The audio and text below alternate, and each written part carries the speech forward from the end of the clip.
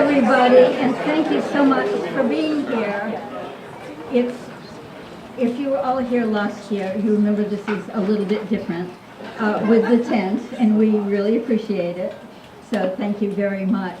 A matter of interest, there are coolers with little bottles of water in the back if you're thirsty, and that will help. And the kids will help pass out the water as well. We have great helpers here today.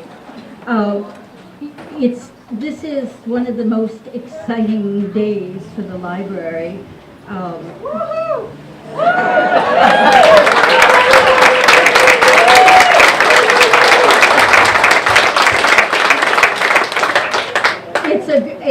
For us, it's just a wonderful, wonderful time to have everybody here and celebrate the opening. We did some research about the dedication in 1896, and at that, you'll probably see this, but at the luncheon that they had, they served chicken salad. And so you'll notice with the hors d'oeuvres, there's a little chicken salad there. Although someone said that they weren't eating chicken salad from 1896. So, and David promises it's not from them.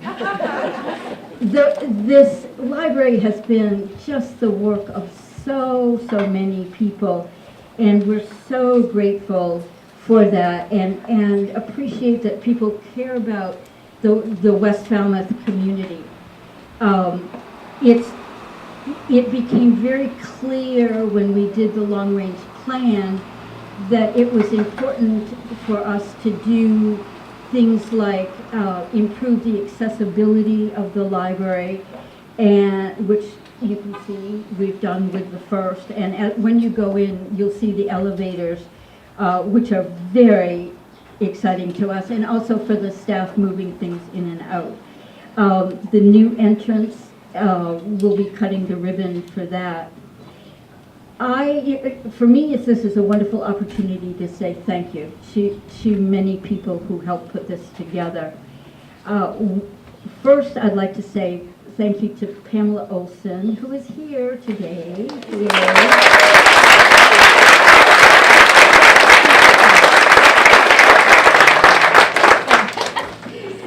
As many of you know, Pam was the library director, and it really was Pam's vision to get us started on thinking about a long-range plan, doing the long-range plan, and out of the long-range plan came some wonderful suggestions, and that helped us get started. Pam was here until construction started, and I said to her, if retirement looks like that, I'm going now. And I'd like to thank Leslie Morrissey, who was here for 2 months after she left Falmouth Public Library. She helped us actually close the library because we needed to move to other quarters because to start construction. Originally, we didn't think we were doing that, but we were told, you go. And so Leslie helped with the transition, and also our staff at North Falmouth. That was a great experience for our staff, for North Falmouth, and we've heard from many people who enjoyed having the extra hours open there. They're back to their regular hours, but for us it was great. On December 1st, Lois Hiller, our library director, started work. On December 11th, we closed the library. So Lois has spent a few months up at, thanks to Delwood Scanlon, at their offices in the industrial park, working away with Allison, who's back there, and planning for this day and getting the library open again. So we're happy that Lois is here and help us move towards the future for the library. The board of directors have been involved from the very beginning. I see Rita King sitting there, former library president, Um, and the board has supported the efforts of the campaign, made good suggestions, and helped move everything along. So that, and Rick Finocchio is here. He, our architect, who really, it was his vision to add a new piece to the old piece and keep them looking a little different. We learned a lot from Rick for that. Delwood Scanlon, we thank you very much for your work. It was wonderful.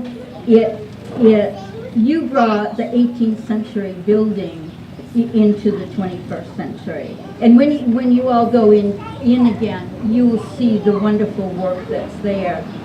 The library staff has been fabulous. It's their enthusiasm and work that has really helped carry us along. And when you see the circulation desk, you'll see their good suggestions and work for that.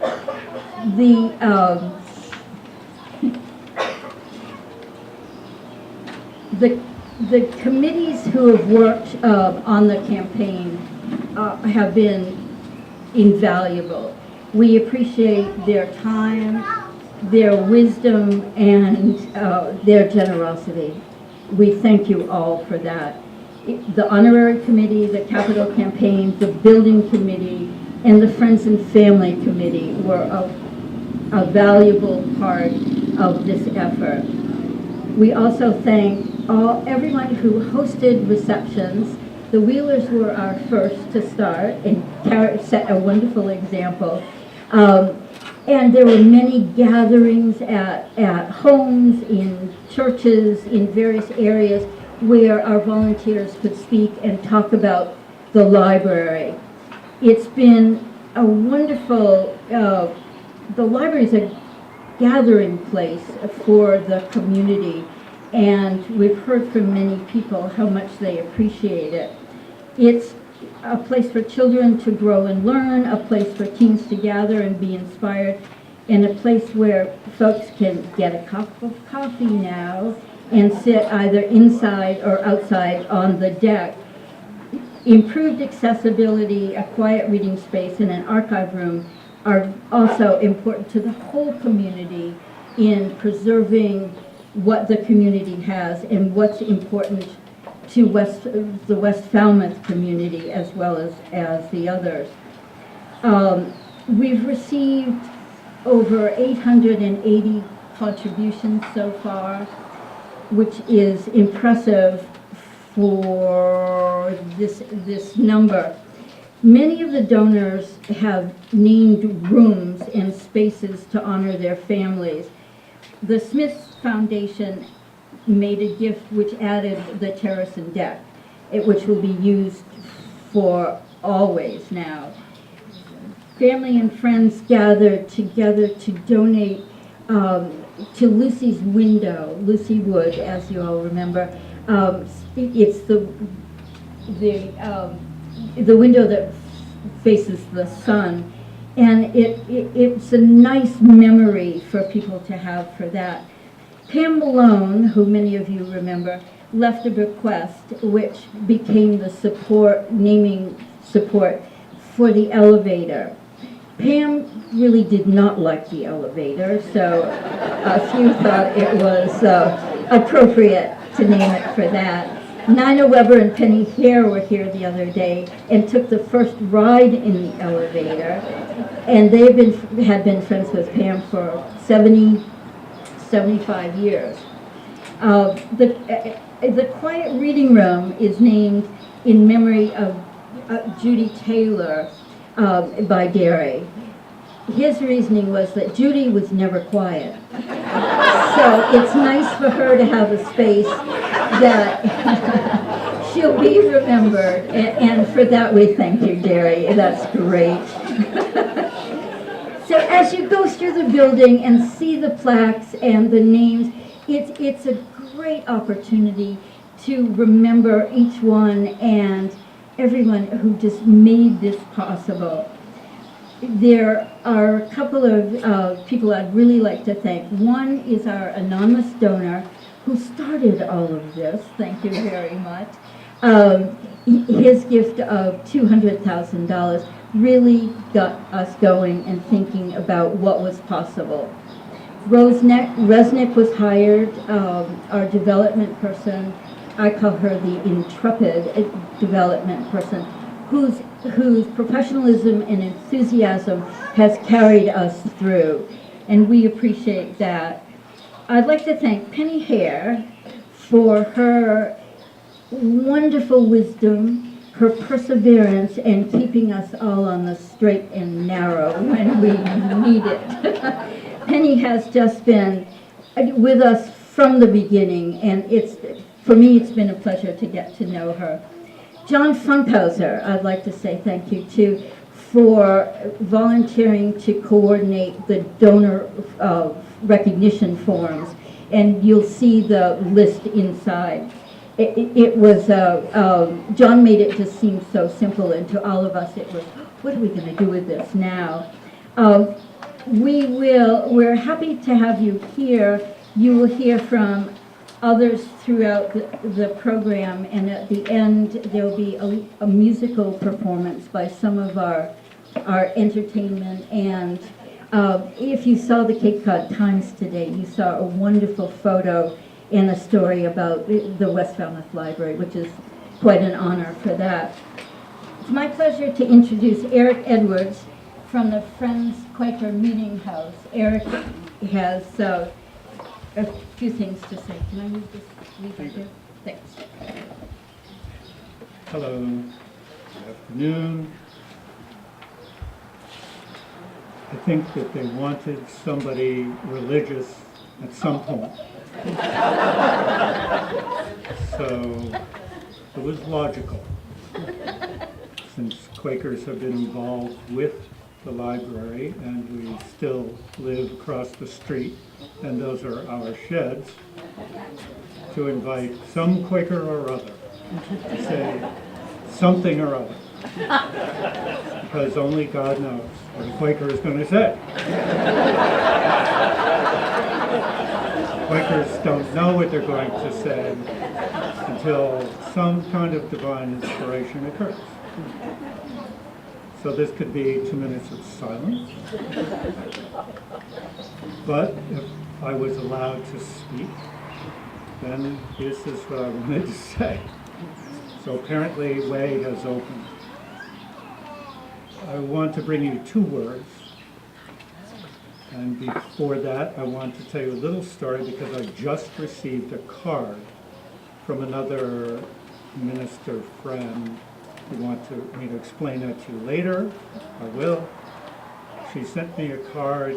On the cover are 2 boys, one in the front at a desk working away studiously at his notebook, and one sitting a little bit off to the side in the back working at his notebook.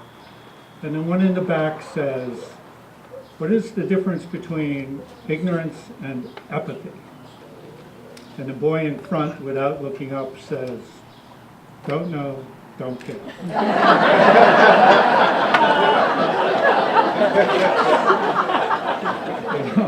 Along with the irony of naming elevators in a certain way and quiet reading rooms in a certain way, the irony of that joke is that it is also the answer. It is correct. It's how you say it.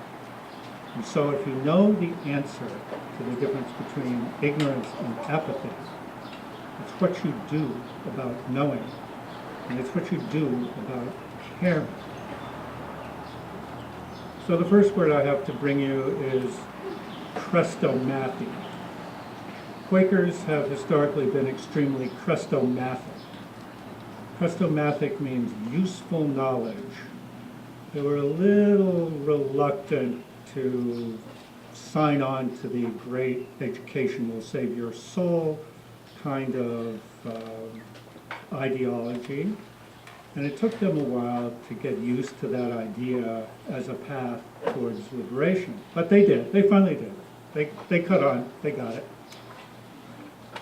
So the beginning of the library didn't happen essentially because Friends are into education.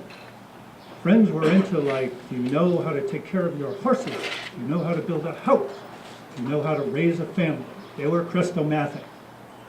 And things that are useful are, and always have been, the most precious kinds of knowing to friends. Now this library, I'm claiming today, is Christomathic because it has a vision which it wishes to put into practical use. How to make this building more useful to more people. It's a vision of knowledge as liberation and usefulness. And if you can't get into your library, it's not that useful. But now you don't even have to take one step out. You do not have to take any stairs.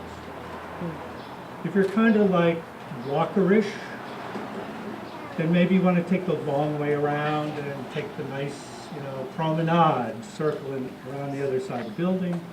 But this is Christomathic. This is the essence of the vision of what a library should be doing. It should make that possible.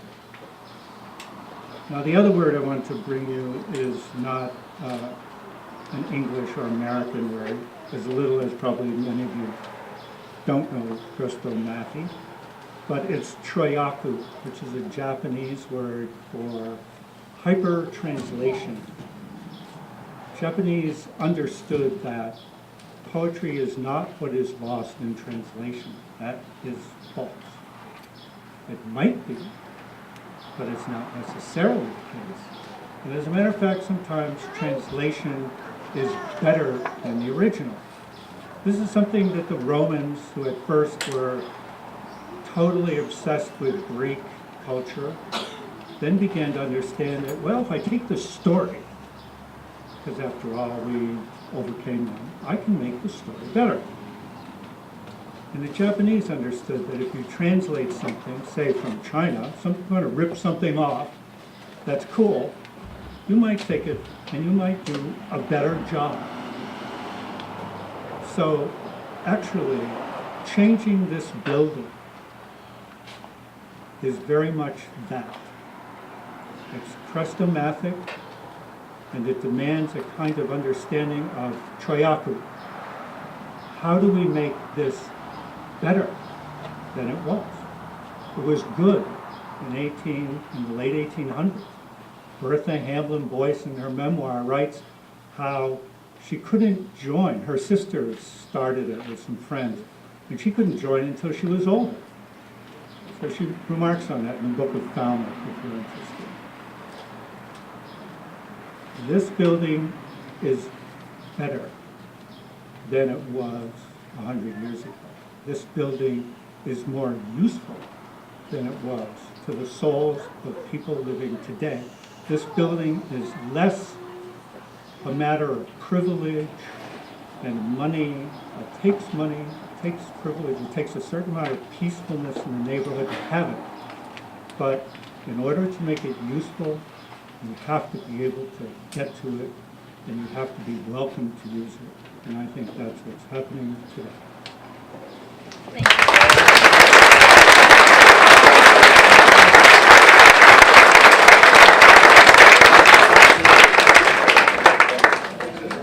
Thank you, Eric, very much. Thank you. Next is Lois Hiller, our new director, pretty soon she won't be new, of the library.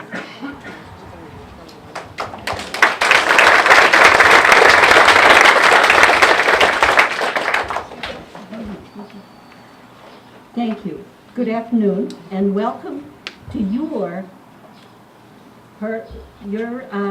renovated and expanded community library. Every library is special and unique. And it's special and unique to its community because it comes from and is supported by that community. It's like a home is to a family. The home supports and cares for the family, As the family has supported and cared for the home, it provides a base for that family and a base for their relations to each other, and it also reflects their individuality. And a library is like that for a community. It shows what that community is about. And in expanding this library and supporting this library for so long, for now 124 years, since 1893, when they began planning and getting ready and starting it, 124 years, this library has been supported by this community and has in turn supported the individuals in the community in their unique interests and goals and in their relations with each other. At the original dedication, Miss Eliza Chisholm wrote a poem, a small 7-page poem, for the dedication of the library. I did not write a poem. I will read you a little bit of her poem. Through words of wisdom's printed pages, rich wisdom gleaned from all the ages, here shall we elevate the soul, and mind refined shall wisdom's ways and pleasures find. So in this lovely spot near hallowed sod, we dedicate this place to man. We consecrate its work to God. A lot of the work of today's library is about community. The groups in the library form communities with each other, and those communities enrich the lives of the people that are involved. This library has been so supported in this work, in this expansion. The volunteers were wonderful. When I changed the whole schedule, everybody said, okay, what now? You know, and they were ready to adapt and adjust. The staff was very flexibly at North. Everybody was ready to do what needed to be done and get it going and enjoy it as they did it. This library is terrifically supported by this community. Later on, at the 100th anniversary in 1993, Adelaide Cummings also wrote a poem. The years roll on, the earth still turns, man still hopes, still dreams, still yearns, and here within these walls still learns. And all of these things are true for libraries today, and for each of us and for all the groups in our community today and for many years to come. Libraries have changed and adapted, and now, of course, there's technology, which includes the technology of elevators so that the library is accessible. And so that things from all over the world are accessible to us. But the interaction with our community is still very important to everyone, and the library provides a place for that. For people just starting to use the computer, or people who are experts, so many librarians have helped and nourished that for so many people that it really has moved us forward in what we know and what we know how to do because we have access to that library. I want to thank the staff for all their kindly communication contributing to this project.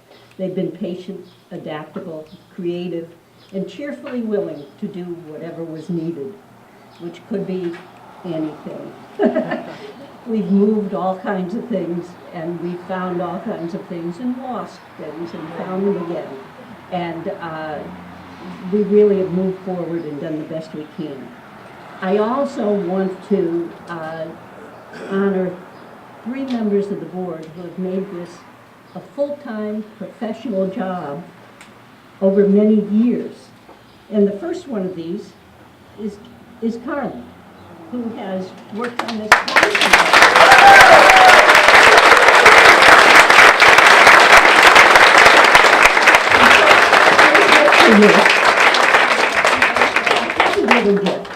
And it's heavy with all that's been given and all that's deserved. That's so nice, thank you. Carlin has been enthusiastic leadership towards raising the funds for this, from all the meetings to every special event to water at the back of the tent today. Everything that's needed, she's really taking care of. The next person is Ali Eggleston.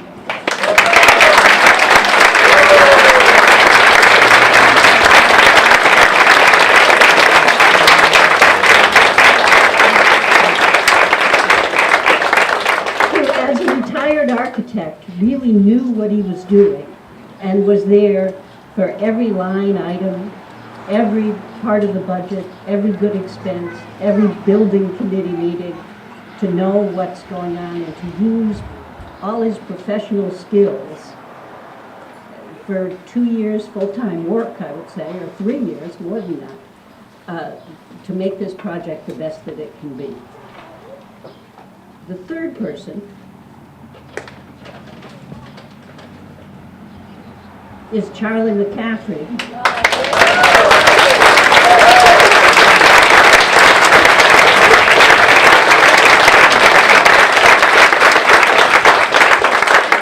Who has brought both a lot of knowledge of historic preservation and a lot of style to this project. Thank you, Charlie.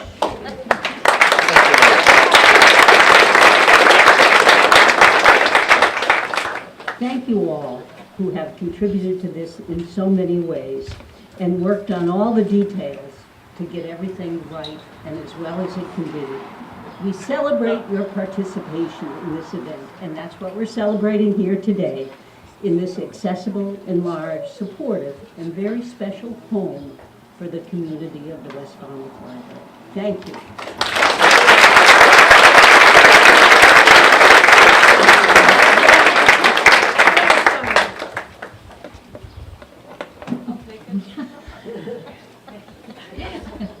Thank you, Lois. It's a pleasure to work with Lois here, and I hope you all get to know her. Next is Susan Moran, who was a board member here and left us to become a selectman. So we're very proud of her, and thank you.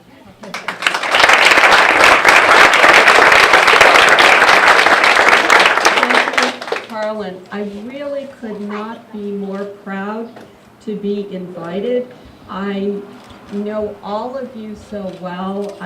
We say this is the library is in so many ways the heart of West Falmouth, and to have this vision carry on into generations to come of all of the very important foundational experiences that we all had as children, from music to mystery nights to the preschool to just really countless ways, reading, movies. We see the children playing today. From working so hard, and I see folks who have come and gone and come back home to the heart of Falmouth. I'm just really bowled over at the incredible amount of work that every one of you have put in, whether it's from the design, the history, the research, the fundraising, the publicity, the pictures. And I also want to recognize the part that the town has played. I see Dylan Fernandez is here, Rep. I don't know if you want to wave. Here you go. Of course, Eric Turkington is here. We have the town manager, Julian Suso. We have Doug Brown, my fellow selectman. And there really has been, for a long period of time, a marriage between the town of Falmouth and this particular library, whether it's Dan Shear trying to make sure the contribution it has exact parity, or whether it's talking about dealing with the parking lot and balancing that as well as the land.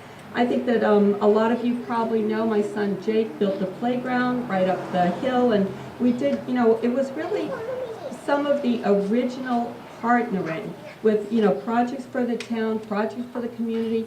And because of your commitment and investment going forward, that will continue.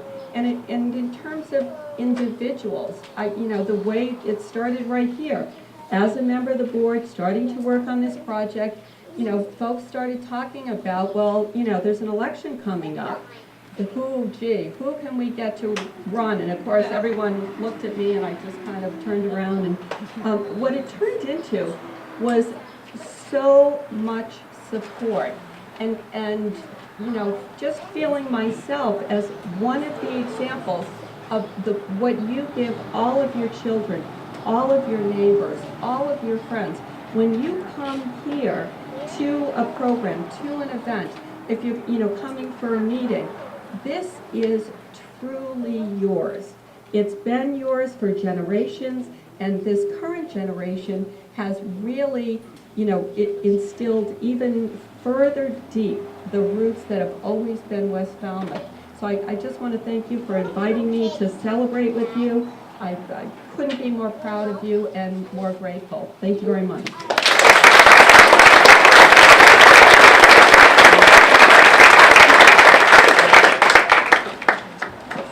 Charles McCaffrey.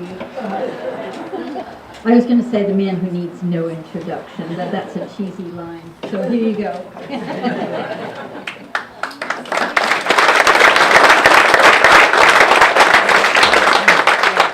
Thank you, Colin. After 4 years of thorough planning and a year of intense construction, the project is done.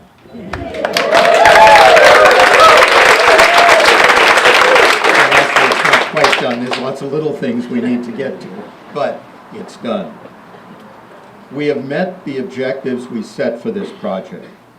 First and foremost, as you've heard, safety and accessibility. And the various aspects of that have been mentioned by several people. The modern staircase, the at-grade entrance, the elevator, handicapped accessible restroom, a sprinkler system, and numerous other fire safety improvements. They are wonderful. I didn't always think they were wonderful when we had to pay for them, but they're wonderful. We have achieved the restored 1896 building, which you will see and enjoy. It's wonderful. It's original colors inside and out. All the surfaces, though they are the same, are different.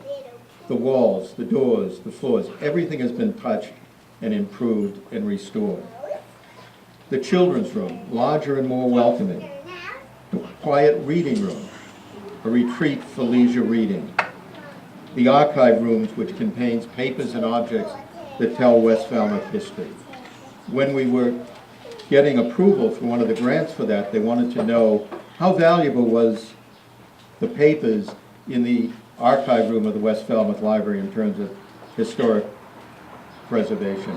Can we see some? This was the town commission that was going to award the funds. So we had two. We had a copy to show them, a copy of original deed from a Wampanoag Indian in 1673 to Falmouth. We had a paper giving permission to build a ship in West Falmouth Harbor, signed by Secretary of State James Madison and President Thomas Jefferson. These are some of the papers that we have in our archives that are going to be well taken care of from now on. Coffee bar and kitchen are important to make the library enjoyable, and they'll provide a way to raise money for events, which is also important. The outdoor space. We had lovely gardens, but they weren't connected to the building. Now the whole property is integrated, indoors and outdoors and gardens. The deck, the terrace, the gardens, Jane's Garden, which is still wonderful. And we did this, I'm happy to say, on budget. Pretty close.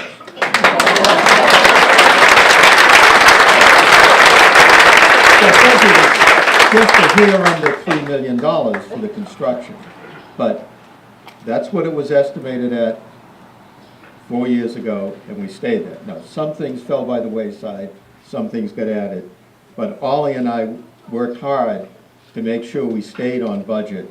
When something had to be eliminated, we made sure it didn't affect the heart of our objectives. But why have we been able to achieve our objectives and maintain the quality of work that we have and to stay within budget? It's because of the work of hundreds of people who actually built the building and worked with us. The architect who came up with wonderful design, but was always there to help make sure the design still worked as we had titled problems along the way. The contractor, Delbrook, J.K. Scanlon, were absolutely wonderful. Their organizational skills, their technical knowledge made this project stay on budget. There are many subcontractors who did the site work, the foundation, the carpentry, people whose names I heard, Jay or Sean, the painters, Edson and Fabio, and hundreds of others who just were working here all day, every day, making this project a reality. The cabinet makers, and if you haven't seen them yet, the bookcases, the custom bookcases are wonderful, as well as some of the other cabinet work that was done by a very good cabinet maker. The plumber, the HVAC, the electricians, the landscaper, the painters. The painters were here, I think, had more people here for a longer period of time every day than any other work. There is a lot of surface in this building, and it was painted not once, but twice and 3 times. We had help from Mike McGrath and his site engineering firm. And we particularly had good help early on from Bob Ahmet as our attorney when we needed to arrange the land swap to make the project feasible and to gain regulatory approvals, at which he was very useful. So all of the workers were great in making this happen. Another key entity in making it happen successfully was the town of Falmouth. The selectmen, who were very cooperative in getting the land swap and waiving permit fees, the manager, who was always a good contact, so I knew who to go to, who to ask. The Public Works Department was wonderful in doing the parking lot. It was agreed they agreed they would do the parking lot, and that came up at town meeting several months ago. And Peter McConaty said to us, well, we'll do it when it's convenient for you. That was very nice, and our contractor said to him several months ago, we'd like it, we think on May 22nd. DPW showed up on May 22nd. The fire department gave us much advice on how to make this a truly safe building. And the Community Preservation Committee, which gave us funds, and the Historic Resources Committee, which approved our plans, was significant in making this a first-class historic preservation project. So you all were generous in making it happen, and these many people physically made it happen, and I think we should all thank them who worked on the building.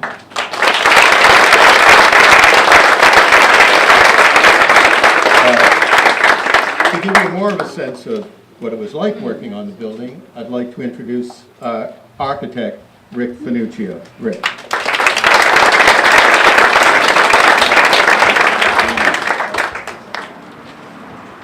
Thank you, Charlie. Several years ago, our firm took a close look at the type of work we were doing and the types of projects and clients with whom we were working. We asked ourselves the basic questions: what do we do, who do we do it for, and why do we do it? Essentially, what is our purpose? We captured our conclusions in a simple statement: enhancing our communities through architecture and collaboration. The expansion and renovation of the West Falmouth Library has been the epitome of this purpose statement. We were given the opportunity to work in a truly collaborative manner with a very dedicated building committee, several local town boards and departments, and a quality-driven local building contractor to achieve an enhanced library for the staff, residents, and visitors of West Falmouth. So to the building committee and board members, I would like to express my deepest thanks for giving us the opportunity to serve as your architects for this wonderful project. We hope you are pleased with the results. I would like to thank Maria Raber, our project architect, project manager, who likes to hide in the back.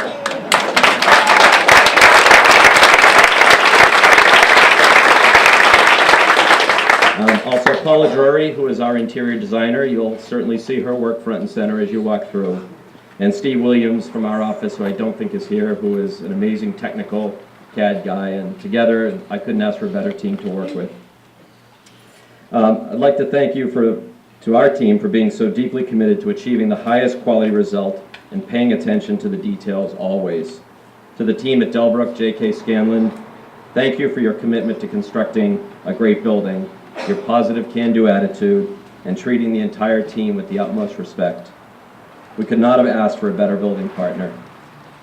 Of course, none of this would have been possible without the generosity of the Falmouth Community Preservation Funds provided by the town, the State Cultural Facilities Fund, and most importantly, the many private donors who contributed to this endeavor. I hope you feel that the investment was well worth the effort. As Walter Cronkite once said, "Whatever the cost of our libraries, the price is cheap compared to that of an ignorant nation." During the early fundraising stage of the project, I mentioned at several of the events how personally connected I was to my local historic library while growing up in Holden, and how much it contributed to my education and reinforced my sense of belonging to a special community. So it is my sincerest hope for the people of West Falmouth that this gem of a library continues to contribute to the education, joy, and connectedness of its residents and visiting family and friends for many years to come. Thank you very much.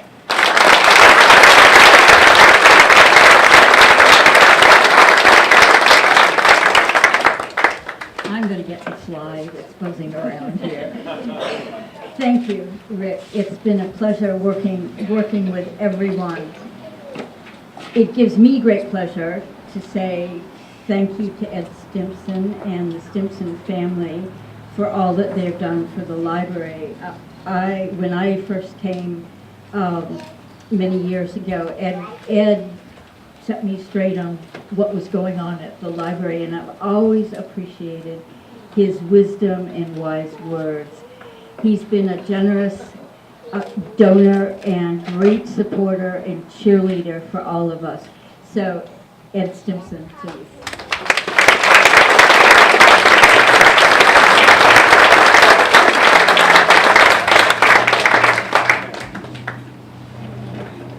Good afternoon. I see many friends here.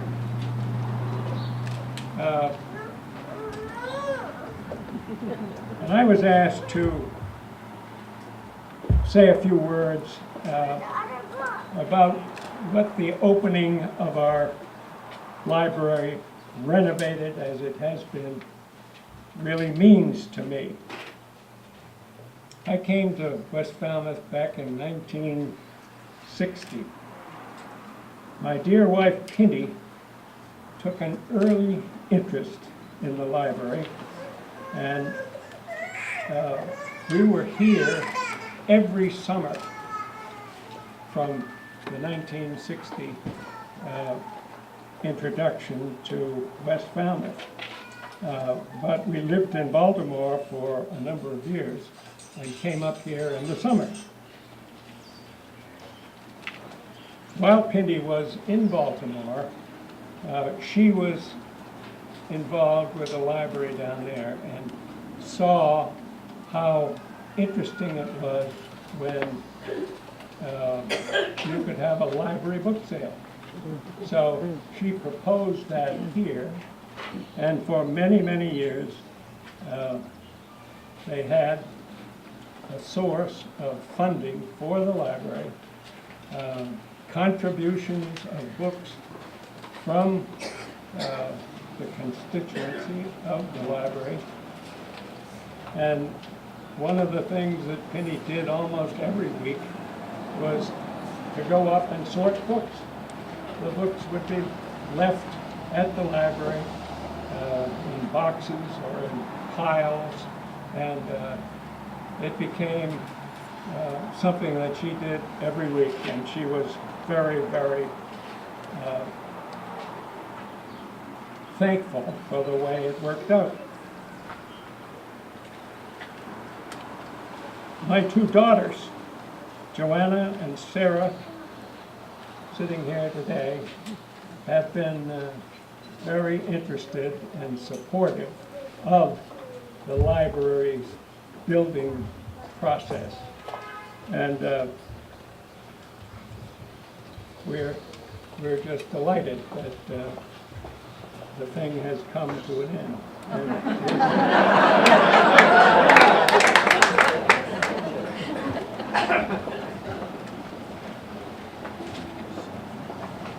I think one of the things that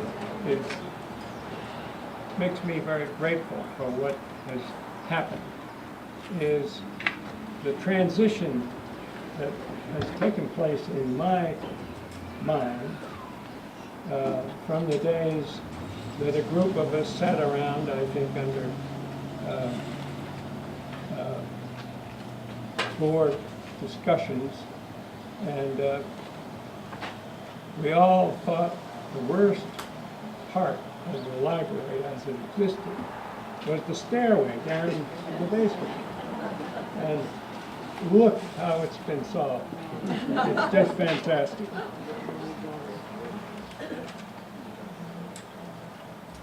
So I just wanted to say that we are delighted to be here, delighted to have had the opportunity to participate in this whole program. And I think, as far as I'm concerned, this is an A1 project, and we all ought to have a nice round of applause for it.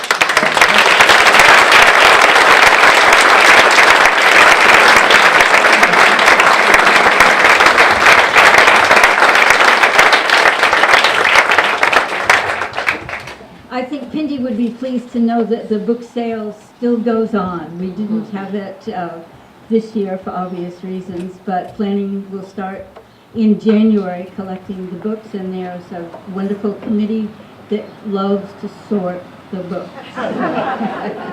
That is just wonderful. As I came in today, Therese handed me an envelope with $60. Her grandchildren, William and Carrie Shaw, had a lemonade stand on the little island way and made $60 in an hour and a half.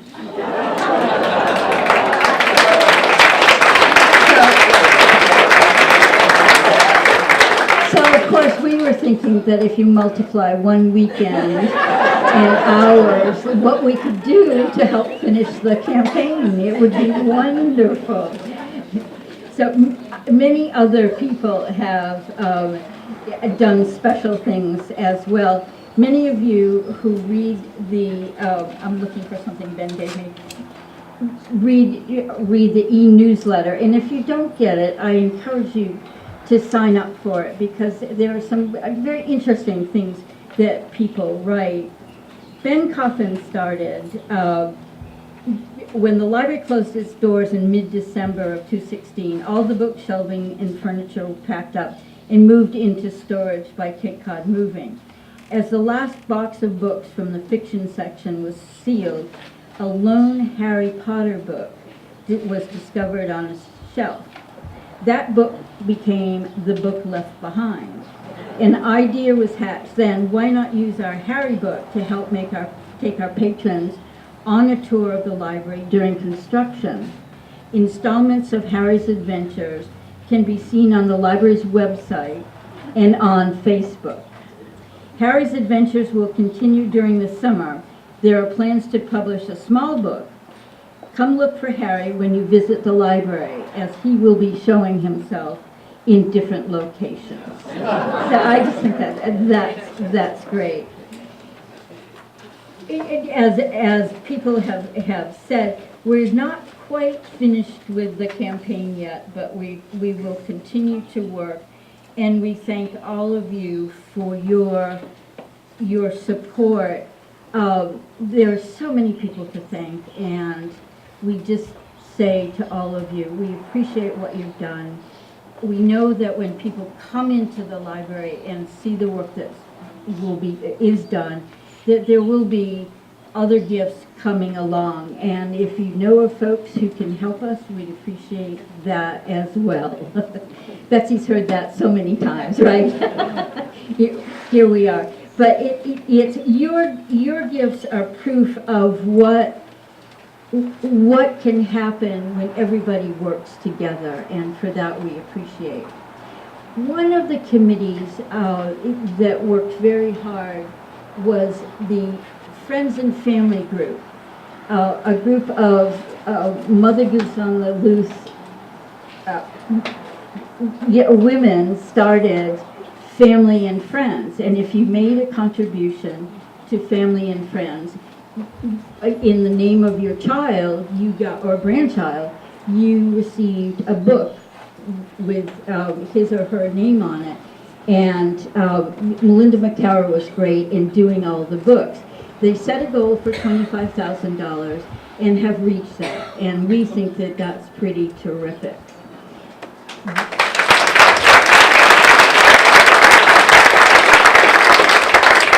We have our entertainment here. These are the children of Megan Hatch, Andrea Thorold, and Amy Chicks. And they're going to do... Oh, that was, thank you, sorry. Yeah, she's way down there, thank you. We appreciate everyone's support, and they're going to play us a tune, so thank you.